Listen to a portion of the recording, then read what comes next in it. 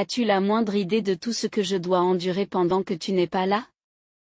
Maman s'occupe de toi pendant la journée, n'est-ce pas? Je dois travailler. Et si je démissionnais, mon beau-père me donnerait-il des ordres et me ferait-il travailler à mort 24 heures sur 24? Cette idée m'a fait frémir, et je savais que je ne voulais absolument pas démissionner. Mais peu importe mon beau-père. Je m'y attendais. Ce que je n'avais pas prévu, c'est mon mari. Papa ne peut pas bouger, c'est pitoyable, n'est-ce pas? Vous devriez faire au moins ça pour lui. Mais c'est pour le bien de votre père. Le médecin a dit qu'il devait faire tout ce qu'il pouvait par lui-même. Mais papa n'a pas l'air de le penser. S'il vous plaît, faites tout ce que vous pouvez pour lui. Mon mari parle comme si je cherchais des excuses pour éviter de m'occuper de son père. Puis, alors qu'il était en voyage d'affaires. Les papiers du divorce sont arrivés par la poste. Un timing parfait. Je les soumets tout de suite. Tu es vraiment d'accord avec ça, vu que tu as des enfants? Je suis tout à fait d'accord. Parce que mon mari, je m'appelle Nikki. Je suis une femme au foyer de 42 ans, mère d'un fils en 5e et d'une fille en 6e. Je travaille à temps partiel 4 heures par jour. J'ai rencontré mon mari à l'âge de 23 ans, après avoir obtenu mon diplôme et commencé à travailler, grâce à la présentation d'un collègue. Mon mari était un employé d'élite d'une grande société commerciale et avait 26 ans à l'époque. Il était sophistiqué et urbain, nos conversations étaient agréables et je l'ai apprécié dès notre première rencontre. Aussi, lorsqu'il m'a demandé de sortir avec lui, j'étais sur un nuage et je me sentais vraiment heureuse.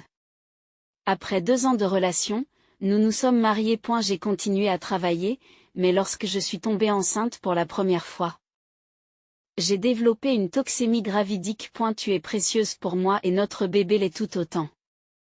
Pourquoi ne pas quitter votre emploi et reprendre le travail une fois que les enfants seront plus autonomes? J'ai eu du mal à prendre cette décision, car j'aimais mon travail, mais je devais être hospitalisée et je ne voulais pas peser sur mon lieu de travail. J'ai accepté la suggestion de mon mari et j'ai démissionné. J'ai ensuite donné naissance à notre fils Zach en toute sécurité. L'année suivante, notre fille Tara est née et je suis devenue mère de 2 enfants, vivant des jours heureux. Cependant, un événement est venu mettre un terme à ces jours heureux. 12 ans après le début de notre mariage, alors que Zach avait 11 ans et Tara 10, mon beau-père est tombé malade. Bien qu'il ait eu la vie sauve, il a gardé des séquelles qui ont nécessité des soins infirmiers. Maman ne peut pas y faire face seule, alors je pense que nous devrions vivre avec mes parents. Qu'en pensez-vous? Honnêtement, j'ai hésité. Bien que la maison de mes beaux-parents ne soit qu'à 30 minutes en voiture et que nous leur rendions visite de temps en temps en famille, je ne m'entendais pas bien avec mon beau-père. Il était vieux jeu et ne cachait pas sa conviction que les femmes devaient servir les hommes. C'est une bonne chose que vous ayez quitté votre emploi après avoir eu des enfants. De nos jours, les femmes sont tellement arrogantes qu'elles disent qu'elles veulent travailler même après s'être mariées. C'est ce qu'il a dit en souriant lorsque j'ai quitté mon emploi. Bien que j'ai eu divers problèmes avec mon beau-père, ma belle-mère était une personne merveilleuse et je ne pouvais pas supporter l'idée qu'elle s'occupe seule de cet homme difficile. À mon époque, on pensait que les femmes devaient quitter leur travail et devenir femmes au foyer après le mariage. Mais les temps sont différents aujourd'hui. Je vous respecte pour la fierté que vous tirez de votre travail. C'est ce que ma belle-mère m'a dit devant mon beau-père, qui avait froncé les sourcils en apprenant que je continuerais à travailler après le mariage. Par la suite, elle m'aidait subtilement à chaque fois qu'un problème se présentait. Grâce à elle, les conflits majeurs entre mon beau-père et moi ont pu être évités. J'ai hésité à emménager ensemble pour m'occuper de mon beau-père, mais j'ai fini par accepter.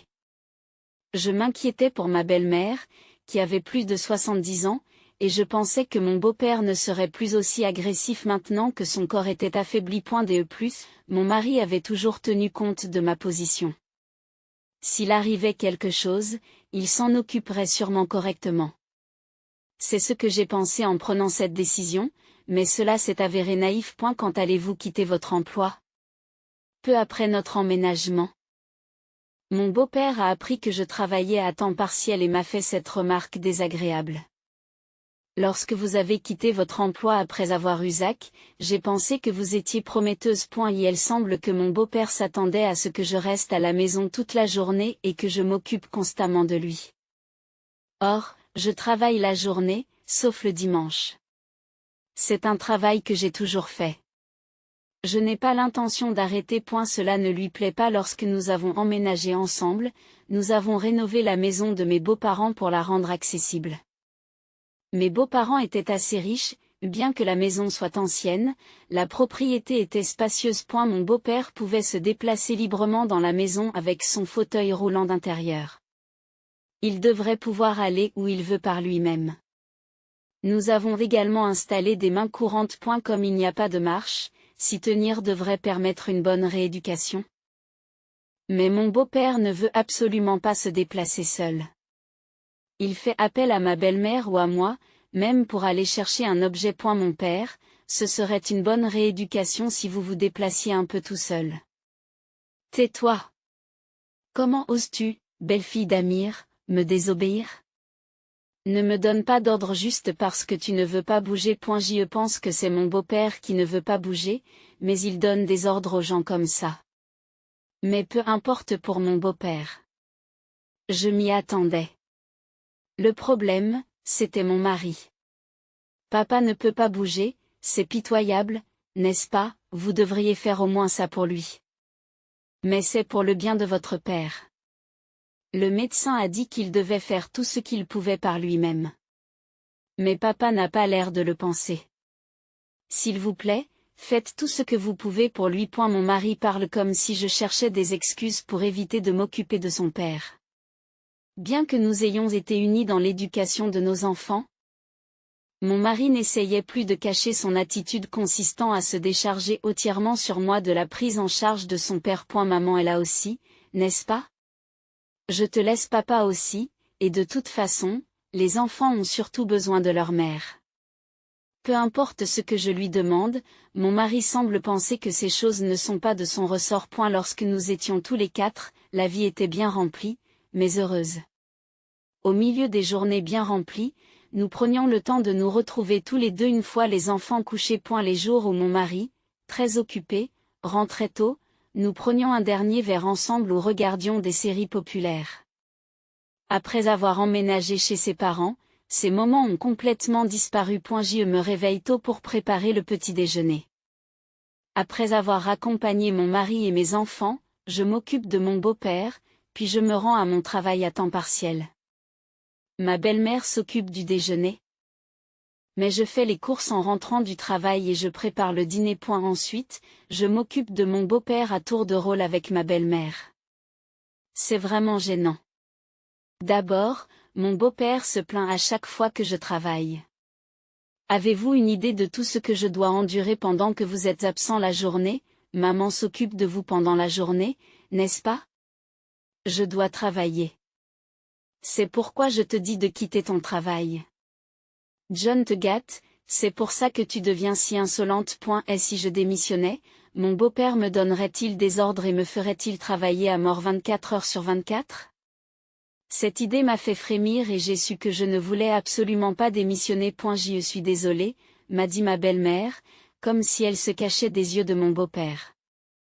Il a toujours été dominateur, mais depuis qu'il est tombé malade et qu'il a perdu sa liberté de mouvement, il semble être devenu encore plus arrogant. Je me suis dit qu'elle avait probablement raison. Et elle semble qu'il veuille se servir de ma belle-mère et de moi comme de ses mains et de ses pieds, en essayant de se sentir supérieur à nous.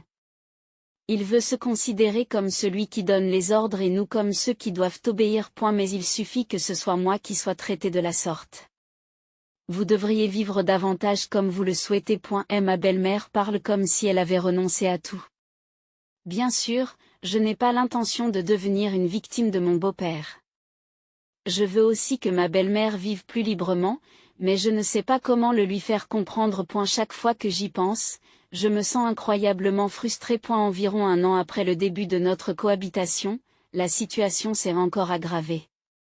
Tout d'abord, l'état de santé de mon beau-père s'est visiblement détérioré. Bien que mon beau-père soit pratiquement cloué au lit, sa langue est restée acérée et il a continué à nous réprimander. ma belle-mère et moi. Ne pouvez-vous pas faire les choses plus efficacement? Je souffre parce que vous n'y mettez pas tout votre cœur. Quel genre de belle-fille es-tu? Frustré par son corps immobile, mon beau-père ne cessait de nous lancer de telles paroles. Lorsque ma belle-mère essayait de me protéger de lui, il devenait physiquement violent. Les femmes de cette famille ne valent vraiment rien. Après avoir été mariée avec vous pendant des décennies, c'est ce qui m'est arrivé. Je suis vraiment un homme malchanceux. En disant de telles choses, peut-être parce qu'il savait que sa propre force était faible maintenant, il jetait des journaux, des magazines et tout ce qu'il pouvait attraper sur ma belle-mère. Bien sûr, j'ai répliqué à mon beau-père à plusieurs reprises, mais à chaque fois, il se montrait plus dur avec ma belle-mère, si bien que j'ai fini par m'occuper de lui en silence. J'en ai parlé à mon mari, mais lui, qui n'a jamais aidé à s'occuper de son père, n'en a pas tenu compte. Je ne sais pas quoi faire quand vous me dites ces choses.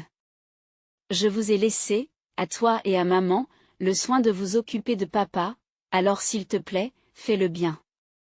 C'est tout ce qu'il dit, en balayant la question d'un revers de main. Le travail est très prenant en ce moment. Je suis désolée, mais s'il te plaît, occupe-toi de papa jusqu'à ce que je m'en sorte. Lorsqu'il évoque le travail, je ne peux plus rien dire. En fait, la rénovation de la maison a coûté très cher.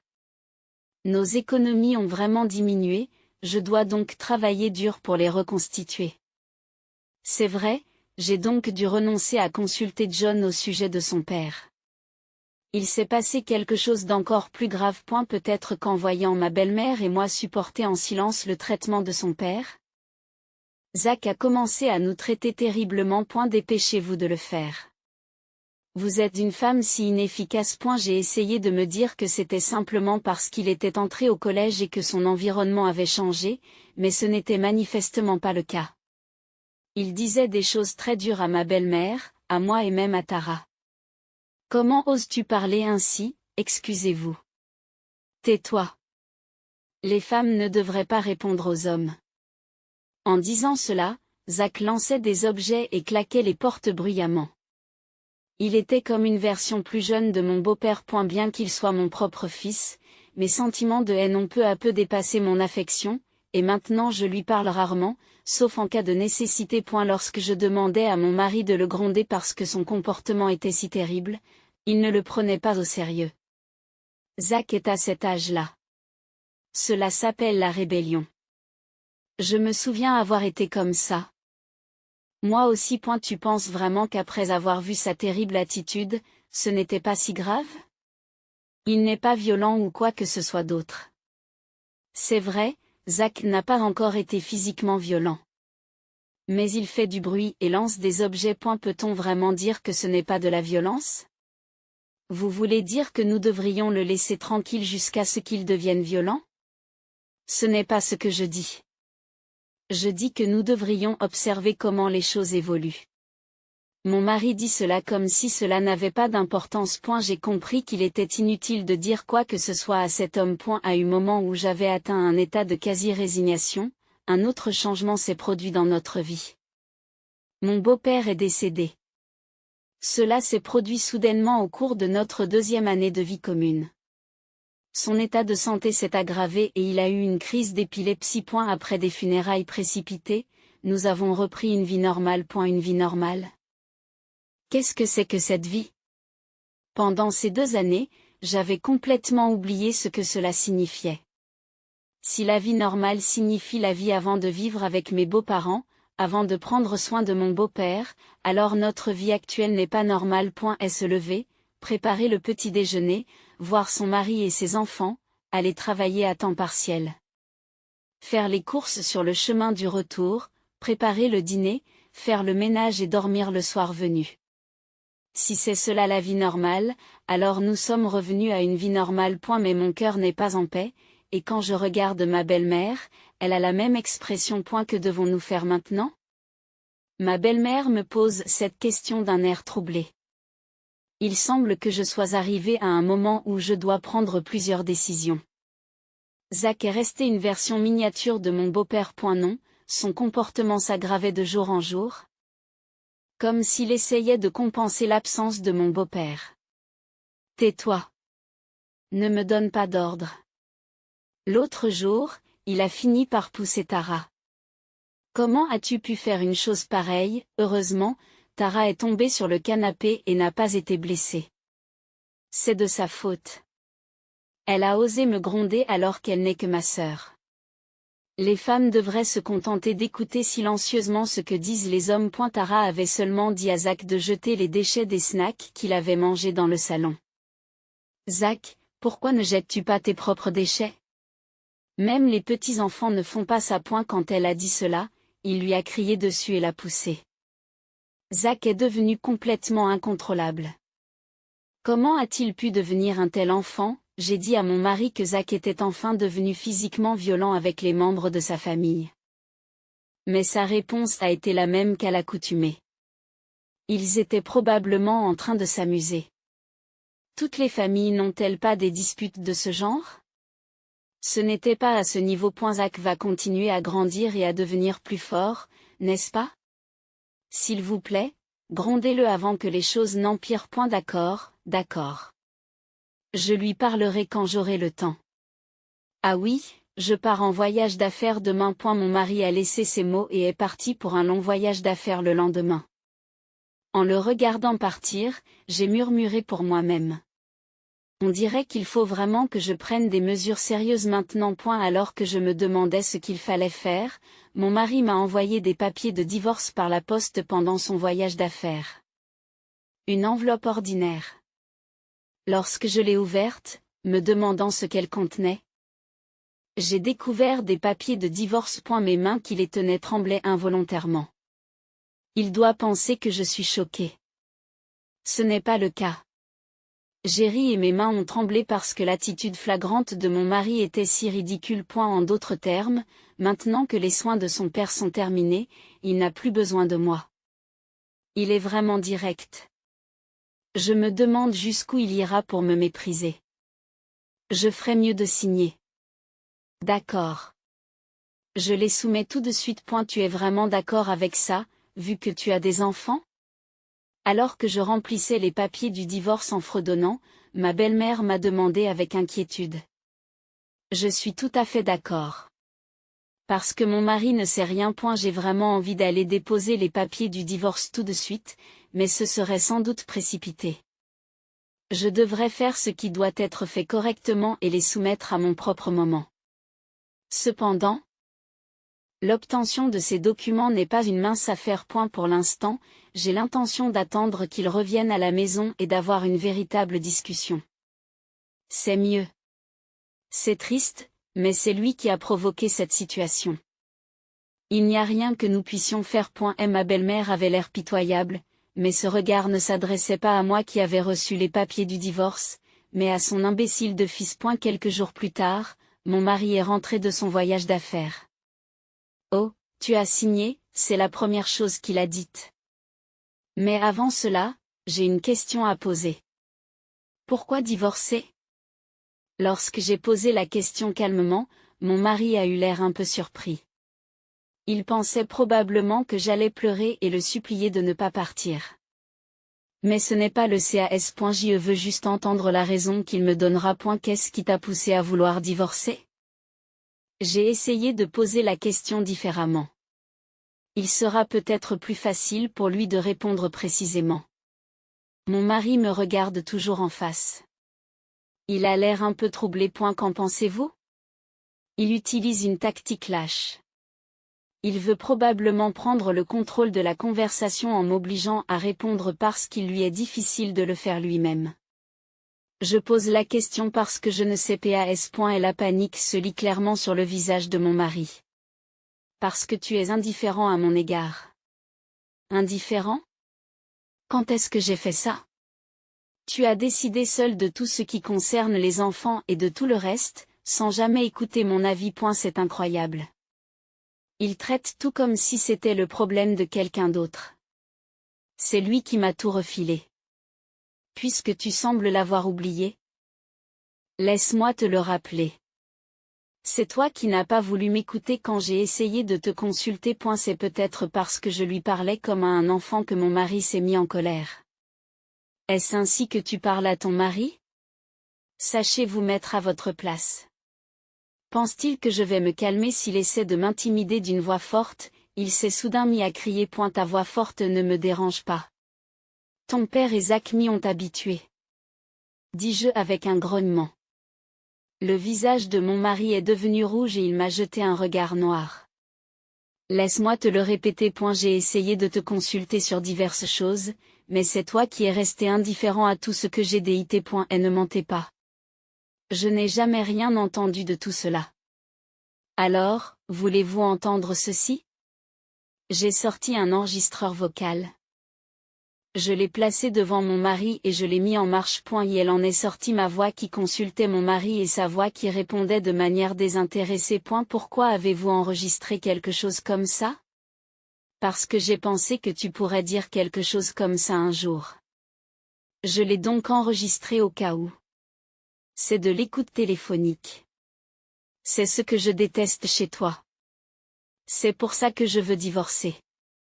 C'est ça. Le visage de mon mari est devenu rouge vif, comme s'il allait cracher du feu, et il a soudain jeté l'enregistreur vocal. Maintenant, il n'y a plus de preuves.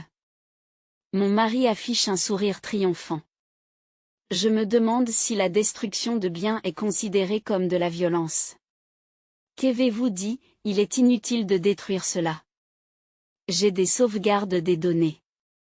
Et vos actions actuelles sont également enregistrées. Mon mari a regardé autour de lui. Surpris par mes paroles.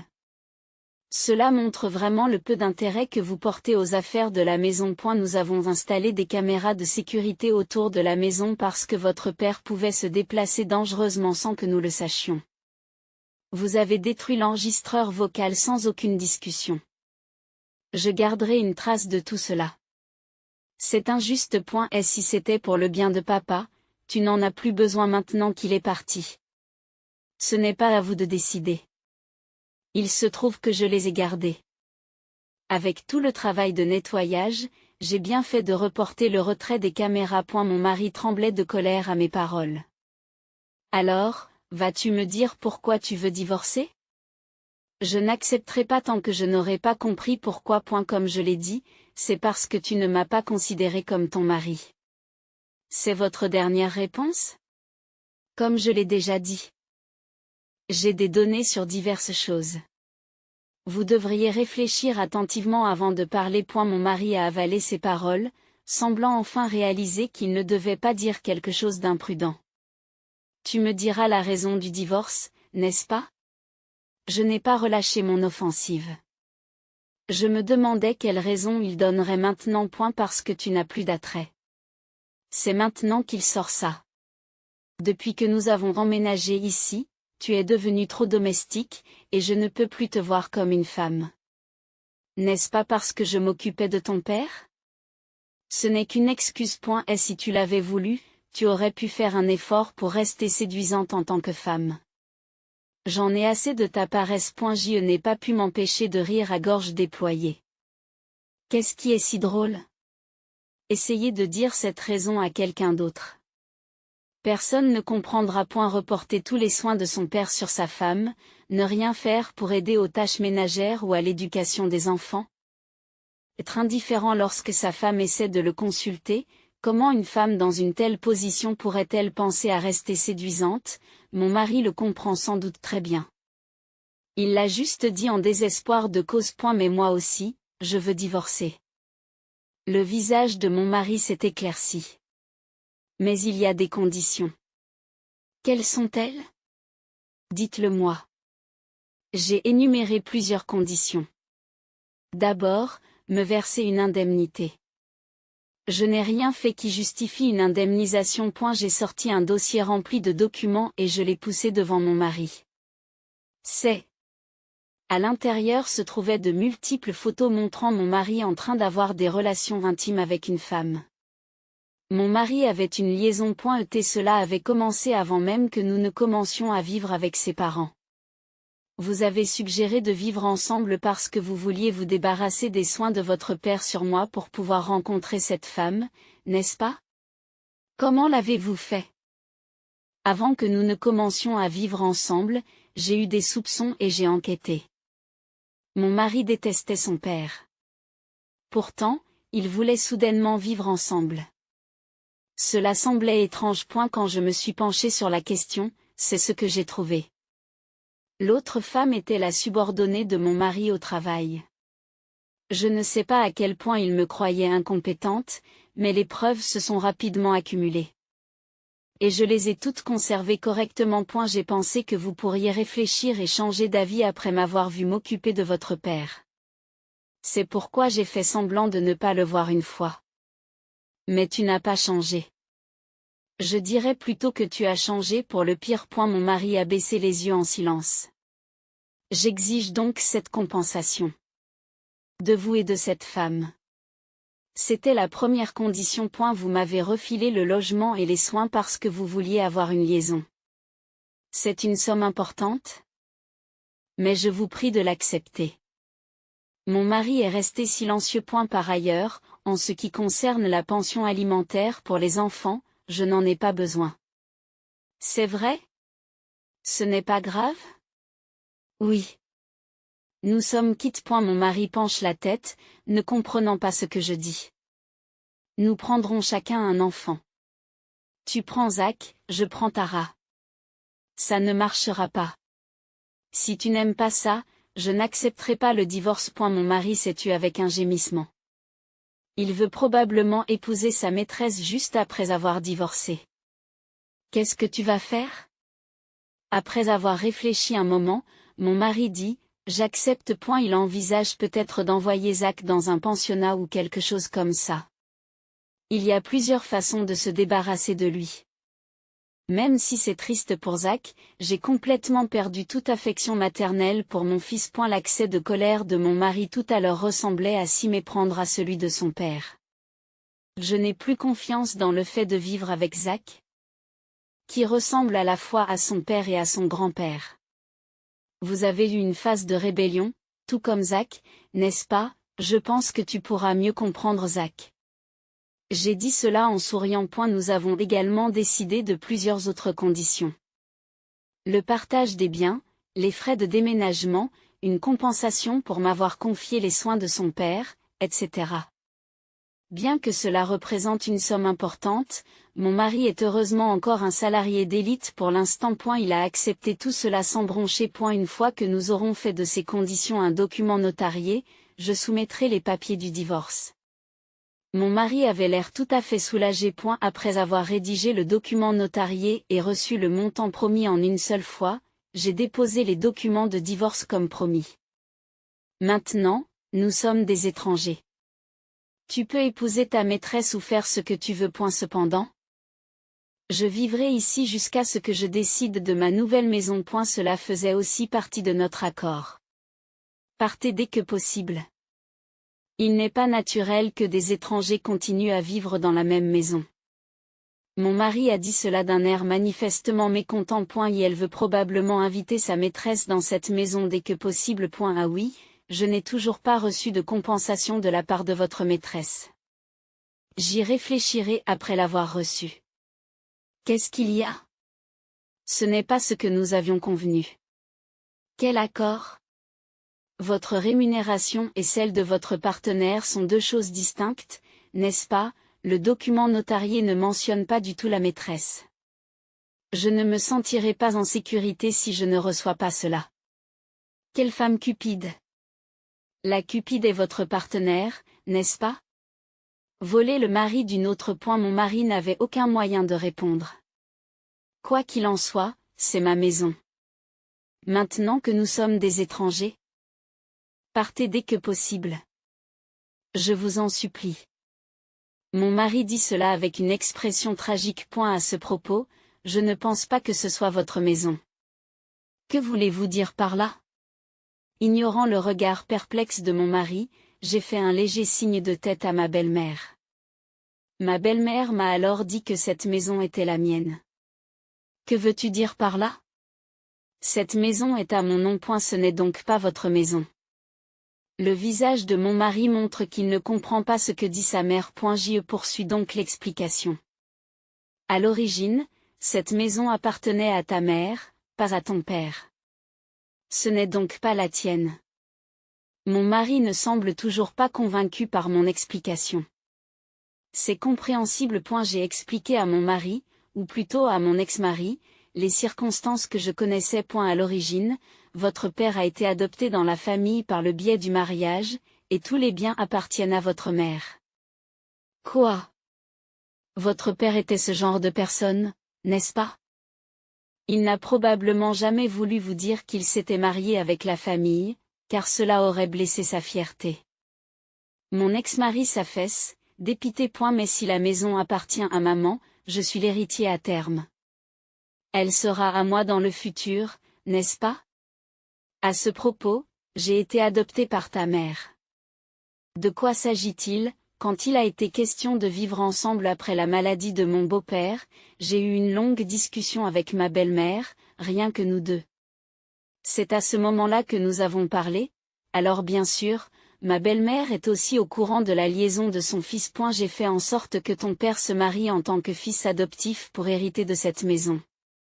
C'est probablement pour cela qu'il est devenu si autoritaire, en essayant de compenser. C'est difficile à croire maintenant, mais apparemment ma belle-mère et mon beau-père ont eu un mariage d'amour passionné. Malgré leur différence de statut social et le fait que ma belle-mère n'avait pas de frères et sœurs. Mon beau-père a accepté d'être adopté par la famille. L'attitude de mon beau-père semble avoir été une combinaison de dépendance à l'égard de ma belle-mère et d'autodépréciation à l'égard de son statut de gendre adoptif. C'est probablement la raison pour laquelle ma belle-mère a pu rester gentille avec lui jusqu'à la fin, malgré ses manières dominatrices. Même si je pense qu'il s'agissait d'une relation un peu tordue, je suis un peu envieux qu'elle ait pu conserver une telle affection pour mon beau-père. Mais mon père, votre grand-père, a refusé l'adoption de votre père jusqu'à sa mort. Ton père n'avait donc pas le droit d'hériter de nos biens. Malgré tout, pourquoi maman a-t-elle adopté Nikki? Je lui ai tout expliqué, y compris que ton père serait probablement dur avec elle. Et il y a encore une chose que j'ai comprise. C'est ce qu'a dit ma belle-mère. À ce moment-là, nous savions déjà que tu avais une liaison. Ma belle-mère et moi avions discuté de tout et décidé que s'il montrait des remords, nous ferions comme si rien ne s'était passé. Mais malheureusement, ce n'est pas ce qui s'est passé. Nikki, vous vous êtes si bien occupée de mon mari. C'est ma façon de m'excuser pour le comportement de mon fils.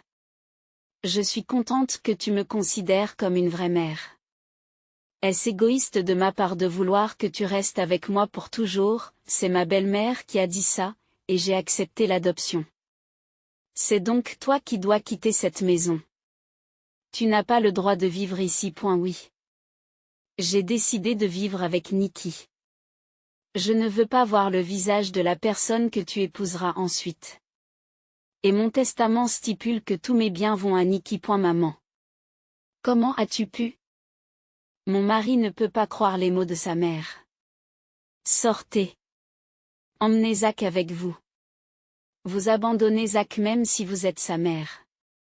Le document notarié dit que nous prendrons chacun un enfant, n'est-ce pas, et vous avez dit que vous compreniez bien Zach.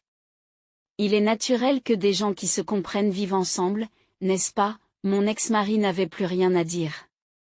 Quelques jours plus tard, mon ex-mari et Zach ont quitté notre maison. Je sais où ils sont allés. Une maison que mon ex-mari louait. Même si la garde revient à mon ex-mari, Zach reste mon fils. Je ne peux pas me désintéresser complètement de lui s'il lui arrive quelque chose. Je suis contente de quitter cette maison. Vivre avec papa sera bien mieux. Il fait partie de l'élite et gagne beaucoup d'argent, ce qui n'est pas le cas quand on vit dans la pauvreté avec une mère qui travaille à temps partiel. Zach ne sait pas elle ne sait pas que son père va épouser sa maîtresse. Qu'il s'est beaucoup endetté à cause de cette situation. Et que la liaison de son père a été découverte au travail, entraînant une baisse de salaire et une rétrogradation imminente. Prends soin de toi. Faites-moi savoir s'il se passe quelque chose. Je ne veux plus jamais te revoir. Ne viens pas pleurer auprès de papa quand tu as des problèmes. Les femmes sont vraiment stupides. Je ne sais pas comment Zach se sentira quand il apprendra la vérité. En tant que mère, je suis désolée pour Zach, mais maintenant que sa personnalité s'est tellement déformée et qu'il est tellement enfermé dans son mépris des femmes, il n'y a rien que je puisse faire en tant que mère. Je ne sais pas si mon ex-mari peut faire quelque chose avec lui, mais je dois m'en remettre à lui. Une fois le divorce prononcé, je suis passée d'un travail à temps partiel à un travail à temps plein. À l'origine, j'étais pharmacienne. J'ai choisi ce métier parce que je voulais aider les gens. Après l'accouchement, je suis passée à un temps partiel de 4 heures, mais la pharmacie où je travaille m'a toujours dit que je pouvais revenir à temps plein quand je le souhaitais. Il n'y a donc absolument aucun problème de revenu futur. Je peux envoyer Tara à l'école qu'elle souhaite et la soutenir dans la voie qu'elle choisira. Mon ex-mari avait rénové la maison pour la rendre aussi confortable que possible, en pensant à ses vieux jours. Grâce à cela, nous pouvons également vivre confortablement. Maintenant que mon beau-père est décédé, ma belle-mère se réjouit de trouver ses propres plaisirs. Je ne comprends pas ce qu'elle voyait dans un beau-père aussi dominateur, mais les sentiments des gens sont vraiment mystérieux. Tara vit elle aussi librement, sans la violence verbale de Zach. À propos, j'ai récemment reçu un appel de Zach. Tu dois avoir du mal à te passer d'un homme, n'est-ce pas? Je pourrais revenir si tu le souhaites. Probablement parce que la rétrogradation de mon ex-mari a été décidée et qu'ils doivent déménager à la campagne. À cause de l'attitude de Zach, mon ex-mari et sa maîtresse sont déjà sur le point de divorcer. Mon ex-mari m'a contacté pour me demander de faire quelque chose pour Zach. Bien sûr, j'ai poliment refusé. Zach, je te remercie de t'inquiéter, mais tout va bien pour l'instant. S'il vous plaît, pensez à votre propre vie. Au revoir, j'ai raccroché après avoir dit cela. Je suis peut-être froide en tant que mère. Mais quand je me souviens du visage de Zach à l'époque, montrant le même visage que son grand-père et lançant la même violence verbale, je ne peux plus vivre avec lui. Bizarrement, alors que ma belle-mère pouvait pardonner les actes de son mari, elle ne pouvait tolérer que Zach fasse les mêmes choses. Désormais, nous, les 3 femmes, vivrons chaque jour confortablement. C'est peut-être notre récompense pour ces 2 années passées à s'occuper de mon beau-père. À bien y penser, ce n'était que quelques années de ma vie. Oubliant la tempête passée, j'espère passer le reste de ma vie comme une mère calme.